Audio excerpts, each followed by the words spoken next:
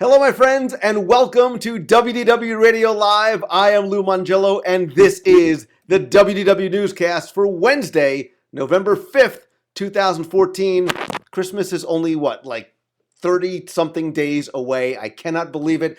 Anyway, I am here to help you have the best possible Disney vacation experience and bring you a little bit of Disney magic wherever you are with this live video broadcast every Wednesday at 7:30 p.m. Eastern, right here at WDWRadioLive.com. There's also the podcast, which you can find in iTunes. And over at WDWRadio.com, you can find the blog, discussion forums, videos, the free app, free newsletter, and lots more.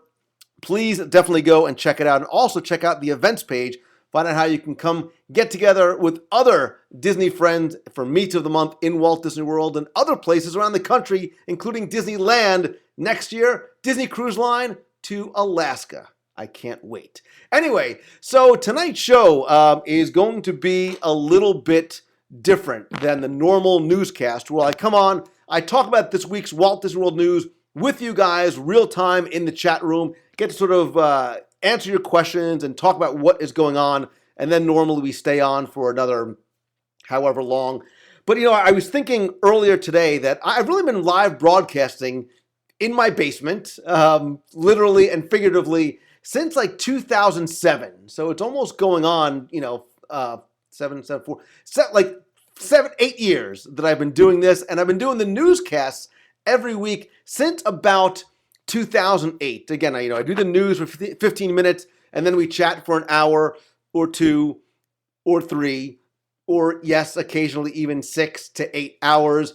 And in the past few years, we started doing this sort of Ask Me Anything, where I would answer your questions about not just Disney, but business, podcasting, personal questions, whatever sort of came to your mind for those people who are listening and watching live in the chat room. Obviously, I've also been answering questions on the show via email since the very beginning, going back to 2005, but I only get to do that really once per month. And because of how verbose we tend to get sometimes, I can only get through maybe 8 through 10 questions, but obviously I get, dozens of questions every week, so it's hard to sort of actually get all those questions answered, especially when people need them for upcoming vacations. And, I've always loved this medium. I love the live broadcast. I love being able to not just push content out to you and then wait for your response, but interact with you guys real time in real life and get your feedback as it's happening. I like to be able to chat with you real time. So tonight, I want to try something a little bit different. I want to let you ask your questions real time, and I'm going to answer them live on the show, and we will try that for this week's format for the WDW Radio live show, and then I'll put it out, God willing. If it's not a complete train wreck, I will put it out as a show this week. So your questions could be anything from vacation planning to history or trivia or how to get the most out of your vacation or money-saving questions or specific questions about your trip. It could be about Disneyland, cruise line, Disney movies, whatever it may be, because I've always wanted you to be part of the show. And I want to try this out tonight to see if we can really do that and make you guys be part of the show, because you're in here every week in the box. You are box people. So there's a little bit of delay. I'm also going to be monitoring Twitter. So if you're on Twitter, you can tweet me live at Lou Mongello, and I will answer questions from there as well. So go right ahead, knock yourselves out. I will put on my Clark Kent reading glasses, and you guys can go ahead and ask questions. For those of you who are in the chat room, again, tonight it looks like we have probably about nearly 200 people who are watching and listening live. Let's see, the best dish I've tried at Epcot's Food and Wine Festival. Actually, the first time, believe it or not, the first time I went this year was last night. And when I say last night, I mean pretty much almost all day. The best thing I had was the hash with the jalapeno. Forgive me, I don't remember where it's from. I want to say Singapore, but I know that would be completely wrong. But the sort of the bacon hash with the jalapeno was off the hook, and I loved. So much so that I went back twice, Puerto Rico. I loved the tostones and the rum sangria, so much so that I had it 4 times last night, or at least I think it was 4. I might have lost count. So Puerto Rico and the hash was the best thing that I had at Food and Wine last night. How much should you take for Food and Wine? Oh, God. That really depends on you, but I will tell you that, in the past, I've put like $50 on the gift card that you put around your wrist saying, this will last me all night. And that's true if all night means 45 minutes, because that's just the way I do things. I go and I usually try 2 or more items per kiosk. I like to try and pair it with a wine if I can. So it's up to you and your budget. I would try not to do it all in one day. But, depending on how you eat, $100 is not unreasonable whatsoever. And I think that question came from Zeus, New York. So, Darlene, I think that was your question. Teresa Kmetz from Twitter. She's on the Twitter, says, what's the best lounge at Walt Disney World?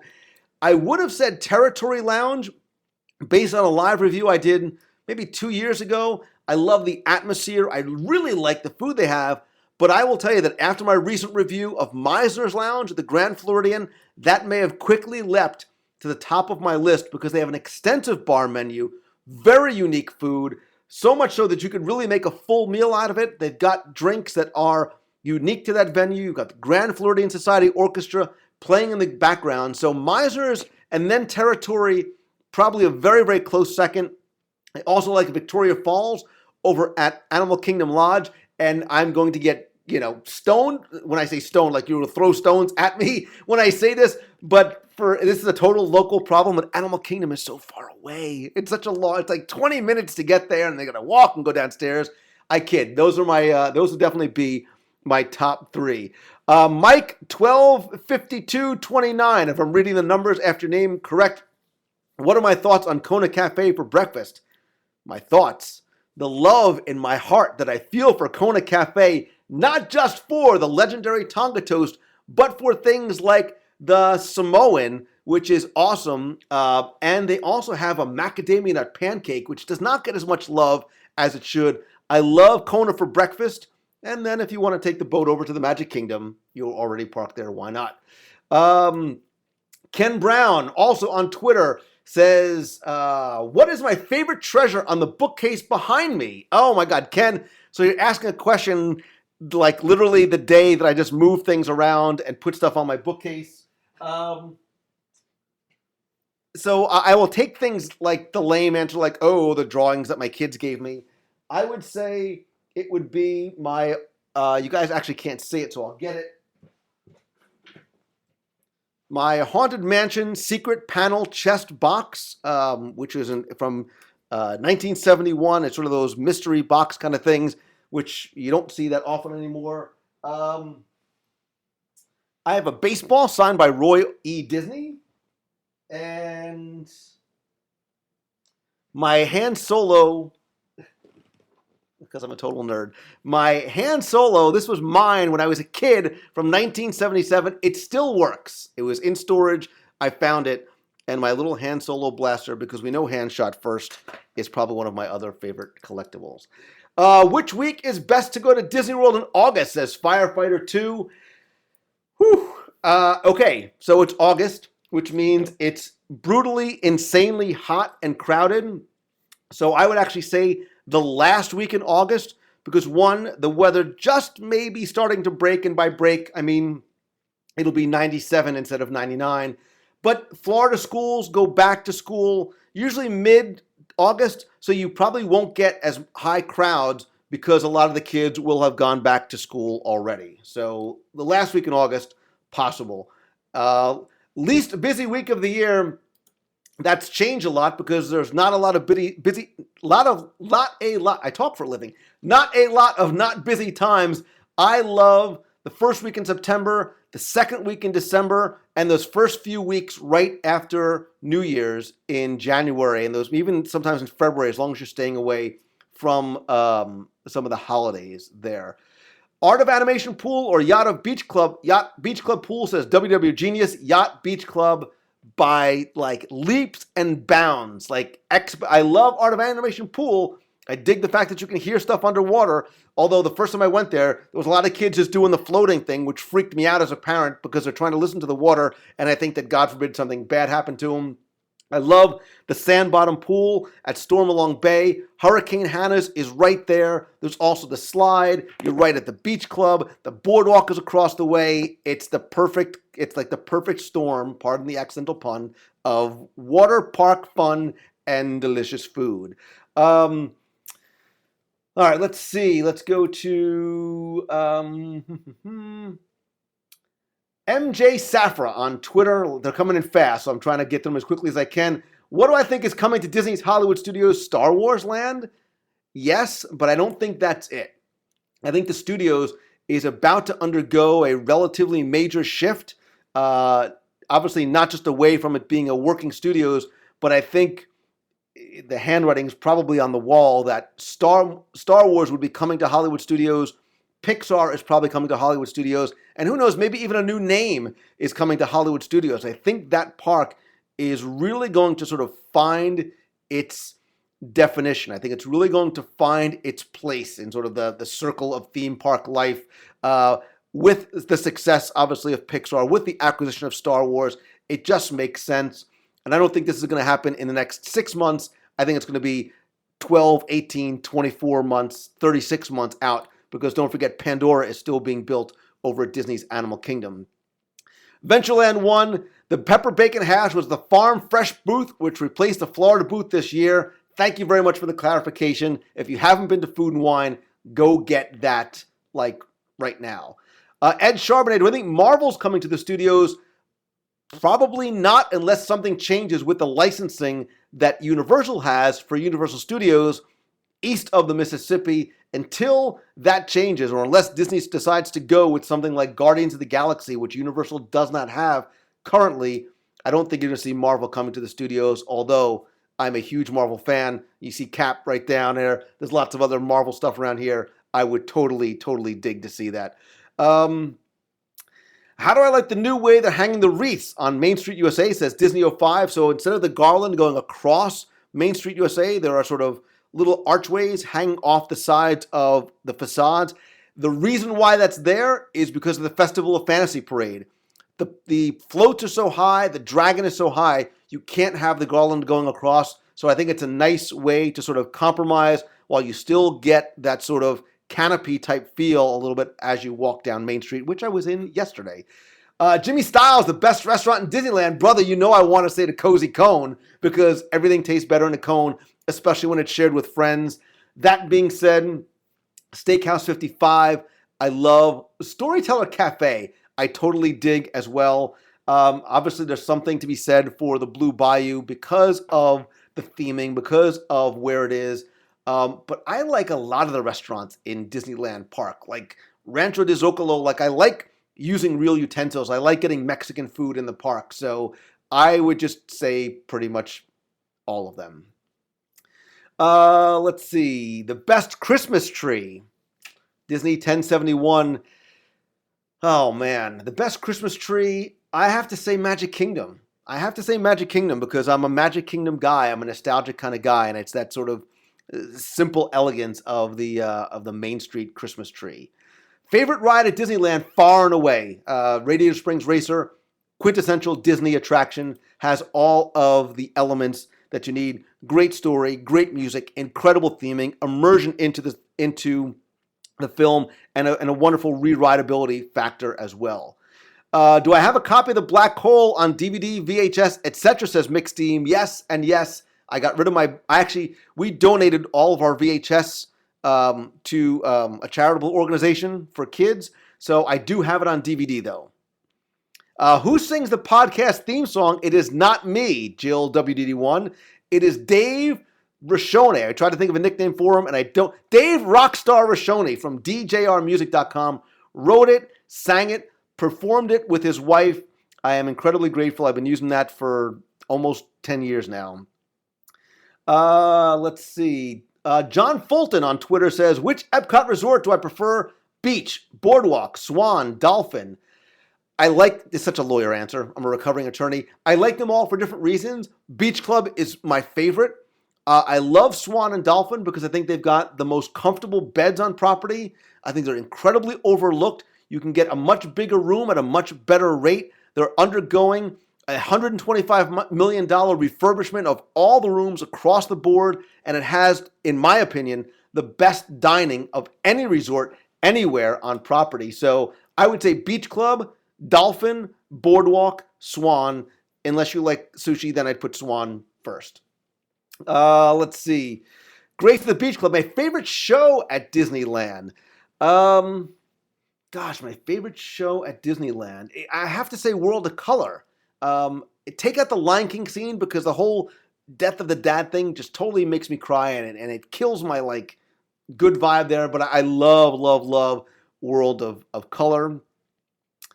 Let's see. Beatrice Feeney says, favorite Bob Gurr attraction or creation. If I were to ask him one thing, what would it be?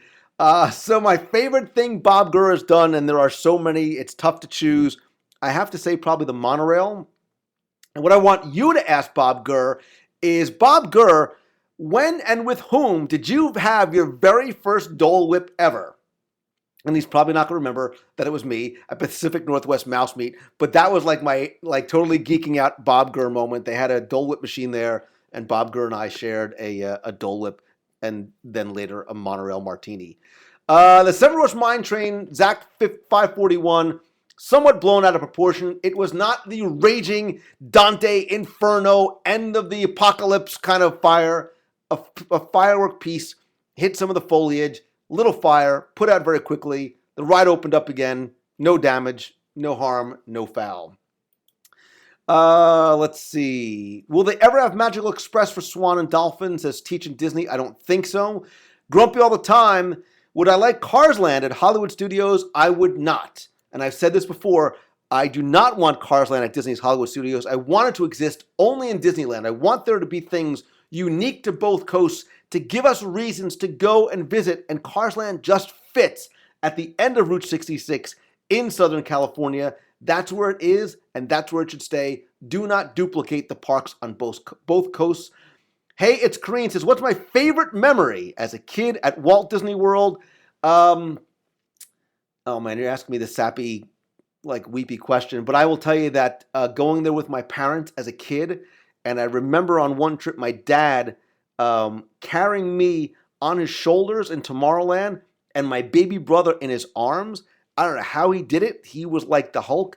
But the thing that we always did was on the way out, he would let me stop at the House of Magic and always get one thing. And I remember on that trip getting my little, it was a little plastic red box that had this metal sarcophagus in it. And it had a magnet. And depending on how you move the magnet around, it either stuck inside or it levitated, and I just thought it was the coolest thing in the world. And I miss my dad, and I miss the House of Magic incredibly. So, Tommy B3, keeping in the Main Street memories, do I miss the arcade that was on Main Street? Absolutely. I was touring a friend of mine around Main Street yesterday, and she's a Disneyland person, couldn't believe that we did not have the arcade, so I definitely do miss it. What narrator, Alicia Pisha, what narrator would I love to see at Candlelight Processional? I so want to do my impression, which would be so bad, of Christopher Walken. I would love to hear Christopher, that's so bad. I'd love to hear Christopher Walken narrate the Candlelight Processional. Favorite closed attraction, you can't see my sub up there, but 20,000 Leagues Under the Sea, says Disney Dude 88. Let's see. DJ the Replay. What's one of my favorite Disney activities that I've ever done? I don't know why Wild Africa Trek is one of the first things that comes to mind. But it's Wild Africa Trek and Backstage Magic Adventures by Disney. Best ride at night, Expedition Everest in the back row. Do my Batman. Flip 31 says, do your Batman impression. I actually have a Batman mask that my family bought me, but my voice isn't raspy enough to do it right now. Let's see. Let me look on Twitter. Jeremy Buck, the best standard food and wine festival. Overall, Puerto Rico. Puerto Rico can be a permanent addition, and you would see no tears coming from my eyes. You couldn't take Christopher Walken seriously, says Mini Girl 1995. Did I ever do the swan boats around the castle, says Paul, Connecticut? I did. I loved them. It was like the Wedway People Mover on water. We're running long. I'm going to do one more, and then we'll just hang out and chat for a little while longer. Let's see. Becky, love the Wild Africa Trek. Must do. Well worth the money. I agree. And final question of the night. Let me look over to Twitter. Let me look back here. Hail Hydra says Firefighter 2. Hail Hydra. Let's see. Flip31 says best drink in Walt Disney World. Is it a smoked turkey?